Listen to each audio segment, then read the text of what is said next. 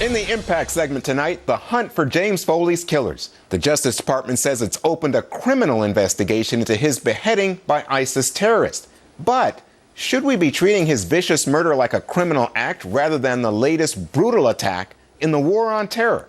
Joining me now from Washington, Cliff May, the president of the Foundation for Defense of Democracies. Cliff, as I understand it, you oppose the Justice Department, Eric Holder, the Attorney General, treating James Foley's killer as a criminal. Why? I don't so much oppose it. I want to make sure we're clear that it's the least consequential of the actions we can take as a government. And I don't want us to be confused. What happened to James Foley is not some garden variety criminal act. It's not CSI Mosul. It's not murder in the first. It's a war crime, and it's a crime against all Americans. He was just the one closest at hand. And if we limit this to a criminal indictment, we're going to get nowhere, and we're going to make the same mistake we've been making for a lot of years.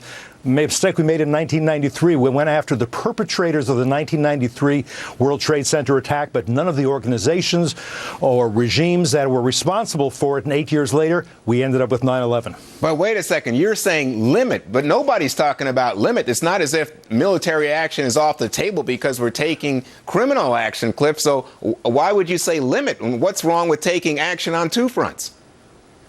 You know, indict him, it could be useful at some point, but the indictment and the criminal justice or criminal law enforcement module should not be what we place on this. The guy who drew the knife across James Foley's neck, that's not what counts here. What counts is the ideology, the movement, what is calling itself now the Islamic State, and all the other jihadist movements, regimes around the world that we need to have a strategy to fight. I agree with two things. I agree with Hillary Clinton when she said it is time that we had an overarching strategy to fight jihadism, and the indictment doesn't get us much closer to that, I'm afraid.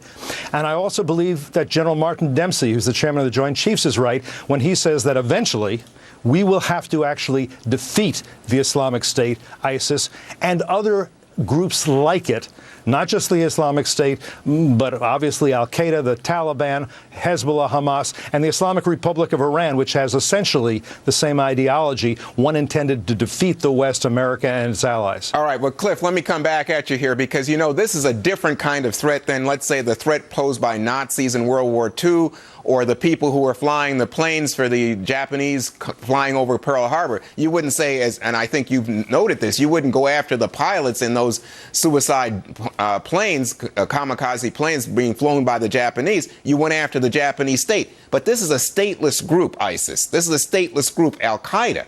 So in essence, when you go after the individuals, you are saying individual people are committing crimes, and the United States, here to paraphrase the Attorney General, is going to go after you no matter where you are. Doesn't that have some power? Rather than worry about the guy who actually drew the knife across the throat, let's worry about Abu Bakr al-Baghdadi, who is the head of what he is calling the Islamic State. You can say it's stateless. He says it's not. He controls more land than the size of Belgium or New England. He is very much controlling a state in under almost any definition. And by the way, al-Qaeda is, according to the U.S. government, in dozens of states around the world. It has access. So I'd rather go after the self-proclaimed Caliph, Baghdadi, because if we could kill him, that would be, I think, consequential. It wouldn't be the end of it. Wait a second, Cliff. That's going after an individual nonetheless. I mean, state or no state. Going after. But you're going after. Now, let me just say this to you. Look, we just recently went after and caught Abu Khatala, the guy who was involved in Benghazi, brought him back to the United States. He's going on trial. Isn't that a good example, Cliff May?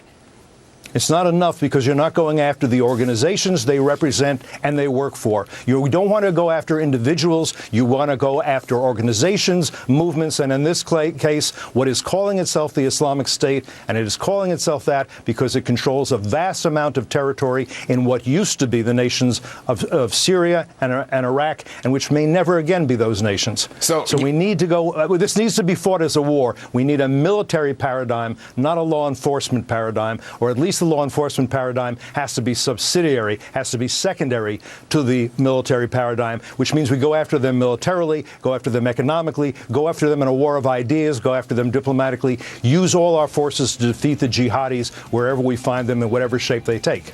I think that's a good argument. I just think, you know what? We got to close Guantanamo at some point, maybe not close it, but we got to do something with people when we take them, capture them, or prosecute them. Cliff, thanks for coming in. Thank you, Juan. Good to see you always.